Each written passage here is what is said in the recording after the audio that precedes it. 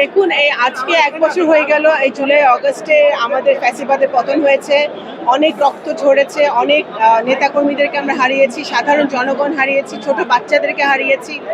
আজকে ১৭ বছরের যে আন্দোলন, গণতন্ত্র বিরোধী, গণতন্ত্রের পক্ষে এবং ফ্যাসিবাদ বিরোধী যে আন্দোলন, সেই আন্দোলনের একটা রেজাল্ট আমরা পেয়েছিলাম গত বছর।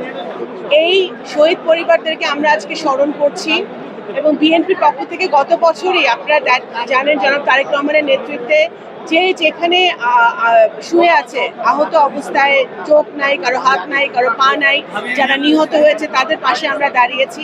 আমরা এখনো করে যাচ্ছি রাজনৈতিক দল হিসেবে এবং আমরা সবসময় এদের পাশে থাকার প্রত্যয় আমরা ব্যক্ত করেছি। আজকে জুলাই আগস্ট এই মাসে আমরা অনেকগুলো কর্মসূচি নিয়েছি শুধু এই শহীদ পরিবারদেরকে সম্মান জানানোর জন্য এবং যারা আহত অবস্থায় আছে সেই পরিবারগুলোকে সম্মান জানানোর জন্য।